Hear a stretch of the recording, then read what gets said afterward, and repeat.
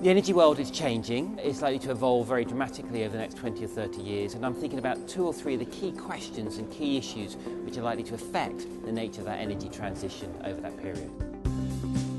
The oil market at some point presumes that we're going to run out of oil. I don't think that's likely to happen. I think we're likely to run out of oil demand before we run out of oil supply.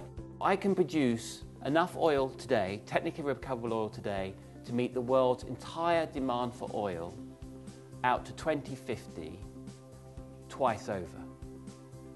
And tomorrow I'll get better at producing it and I'll find more oil.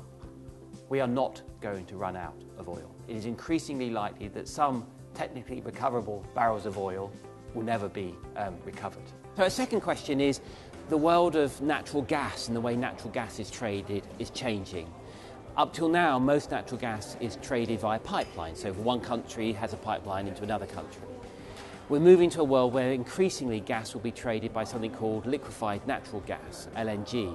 And what's special about LNG is it's mobile. You put it in a ship and a vessel and it can move it from one country to another.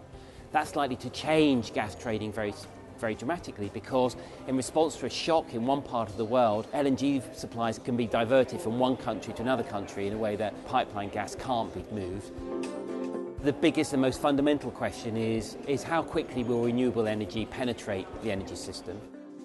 Energy transitions take an awful long time, 40 or 50 years for new fuels to penetrate the energy system. And so my best guess is that renewable energy will grow more quickly than any fuel ever seen in history.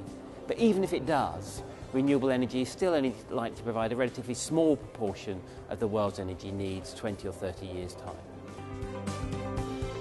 Something like 2 billion people, a quarter of the world's population, will be lifted out of low incomes into middle incomes over the next 20 years.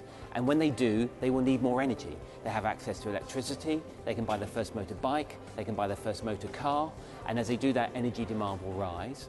But at the same time, the world needs less carbon. And trying to solve those dual challenges is the big challenge facing all players and participants in the energy market. BP is part of that. We want to be part of that solution. And I think part of that is moving to a world of increasing mixture of energies.